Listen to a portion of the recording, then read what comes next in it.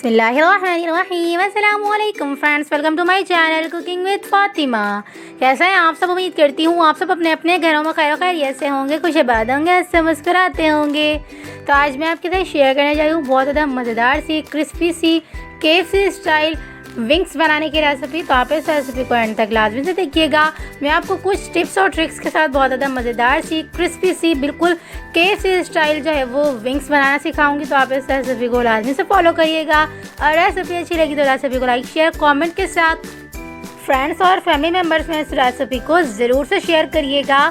और अगर आप मेरे चैनल पर न्यू हो तो प्लीज़ चैनल को सब्सक्राइब भी कर लीजिएगा और बेल आइकन के बटन को ज़रूर से प्रेस करिएगा ताकि मेरी हर न्यू आने वाली वीडियो आप तक आसानी के साथ पहुंचती रहे। तो चलें जी रेसिपी स्टार्ट करते हैं। बिस्मिल्लाहिर्रहमानिर्रहीम। तो सबसे पहले हम जो है वो चिकन विंग्स बनाने के लिए जो है वो इस तरह की बोटियों का इस्तेमाल करते हैं। याद रखिएगा, जो इस तरह से हड्डी दो निकल रही होती है जिन बोटी के अंदर, तो इस तरह की बोटियों का जो है वो इस्तेमाल किया जाता है विंग्स बनाने के लिए। तो विंग्स बनाने के लिए हमने यहाँ पे जो है वो तकरीबन भी 12 से 13 या 12 से 15 मैंने जो है वो इस तरह की बोटियाँ ले ली हैं। आप अपनी मर्ज़ी की भी ले सकते हैं, लेकिन जो है वो इस तरह की बोटियों में जो है वो विंग्स बहुत ज़्यादा जूसी से बन के रेडी होते हैं। तो तकरीबन भी हमने 1 टेबल स्पून नमक शामिल किया है और 3 से 4 टेबल स्पून हमने यहाँ पे जो है वो सिरका ऐड किया है और तकरीबन भी 2 गिलास इसमें हमने जो है वो पानी ऐड कर दिया है चिकन के अंदर। और इसे हमने अच्छे सा मिक्स करने के बाद तकरीबन भी आधा घंटा के लिए रेस्ट दे दिया था। इस तरह से जो है वो चिकन का कलर चेंज हो जाएगा। जब तक चिकन कलर चेंज कर रही है अपना, जब तक हम जो है वो मैरिनेशन तैयार कर लेंगे। तकरीबन भी 1 टेबल स्पून नमक शामिल करेंगे, 1 टेबल स्पून भुना कुटा ज़ीरा ऐड करेंगे, 1 टीस्पून इसमें हम काली मिर्च पाउडर ऐड करेंगे, 1 टेबल स्पून इसमें हम लाल मिर्च पाउडर ऐड करेंगे, 1 टेबल स्पून कुटी हुई लाल मिर्च ऐड करेंगे, 1 टीस्पून इसमें हम जो है वो ओरिगानो ऐड कर देंगे, तकरीबन भी 2 टेबल स्पून इसमें हम सिरका ऐड करेंगे, तकरीबन भी 2 टेबल स्पून इसमें हम जो है वो रेड चिली सॉस ऐड करेंगे, 1 टेबल स्पून इसमें हम जो है वो मस्टर्ड पेस्ट ऐड करेंगे। इन तमाम चीज़ों को अच्छे से मिक्स करेंगे, अच्छे से मैरिनेट कर लेंगे।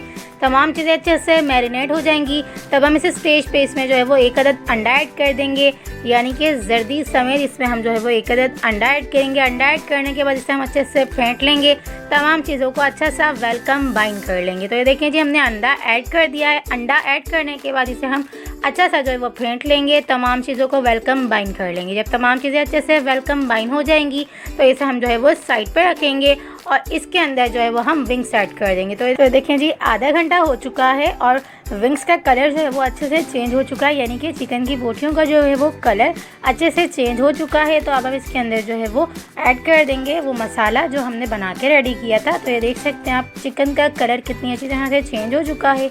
ये पिंक से जो है वो वाइट हो चुकी हैं। तो इसका अच्छा सा जो है वो कलर भी आ चुका है और इसके अंदर एक अच्छा सा फ्लेवर भी जा चुका है नमक का और सिरके का। सिरके से ये होता है कि इसका कलर भी चेंज हो जाता है और इसकी स्मेल भी ख़त्म हो जाती है। तो इसे हम जो है वो धो के अच्छे से जो है वो वॉश करके साइड पे रखेंगे और इसके अंदर जो है वो ऐड कर देंगे, यानी कि जो हमने मसाला बना के रेडी किया था अंडे वाला, तो इसके अंदर हम जो है वो ऐड करके अच्छे से मिक्स करेंगे। मिक्स करने के बाद इसे हम तकरीबन भी आधा से पौना घंटा इसे रेस्ट देंगे। रेस्ट देने के बाद इसे हम जो है वो अच्छा सा फ्राई करेंगे। तो ये देखिए जी, हमने तमाम बोटियों को अच्छे से मिक्स कर लिया। मिक्स करने के बाद इसे हमने तकरीबन भी आधा घंटा के लिए रेस्ट दे दिया था। रेस्ट देने के बाद देख सकते हैं आप, ये इस फॉर्म में आ चुकी हैं। तो ये देखें जी, मसाला अच्छे से एब्जॉर्ब कर चुकी हैं। तो अब हम इसे जो है वो अच्छा सा फ्राई करेंगे। फ्राई करने से पहले इसके अंदर हम तकरीबन भी 1 टीस्पून इसमें हम जो है वो लहसुन पाउडर ऐड कर देंगे। तमाम चीज़ों को दोबारा से अच्छे से वेल कंबाइन करेंगे। उसके बाद इसे हम जो है वो साइड पर रखेंगे और अगला प्रोसेस करेंगे। तो तकरीबन भी हमने जो है वो आधा घंटा के लिए इसे दोबारा से रेस्ट दिया था, यानी कि टोटल हमने इसे 1 घंटा के लिए रेस्ट दिया था। उसके बाद हमने जो है वो ये प्रोसेस किया था। तो अगले प्रोसेस के लिए हमने तकरीबन भी आधा किलो के करीब जो है वो मैदा लिया है। याद रखिएगा, विंग्स बनाने के लिए मैदा हमेशा ज़्यादा से ही लिया करें। इस तरह से क्रिस्पी जो आती है, यानी कि क्रिस्पनेस जो आती है विंग्स के अंदर मैदे से ही आती है। तो आप इसमें जो है वो मैदा ज़्यादा से ही लिया करें। तो ये देखिए जी, हमने मैदे के अंदर तकरीबन भी 1 टेबल स्पून भर के नमक ऐड किया। नमक को अच्छे से मिक्स किया। मिक्स करने के बाद इसके अंदर हमने जो है वो इस तरह से विंग्स ऐड किए। विंग्स ऐड करने के बाद जो है वो अच्छे से मुट्ठी से दबा दबा के जो है वो इस तरह से हम जो है वो विंग्स को मैदे से जो है वो कवर कर लेंगे। इस तरह से एक अच्छी सी जो है वो लेयर्स बन के आ जाएंगी। एक अच्छी सी जो है वो थिकनेस आ जाएगी विंग्स के अंदर। तो देख सकते हैं आप, इस तरह से ज़रूर से झाड़ लिया करें। इस तरह से देख सकते हैं आप कितनी अच्छी सी जो है वो कवरिंग हो चुकी है विंग्स की, यानी कि अच्छा सा क्रम्स बन के आएगा जब हम इसे जो है वो फ्राई करेंगे। तो ये देखें जी कितनी अच्छी तरह से लेयर्स बन के आ चुकी हैं। याद रखिएगा विंग्स को झाड़ लिया करें इस तरह से, लाजमी से। इस तरह से जो है वो तेल ज़्यादा गंदा नहीं होता।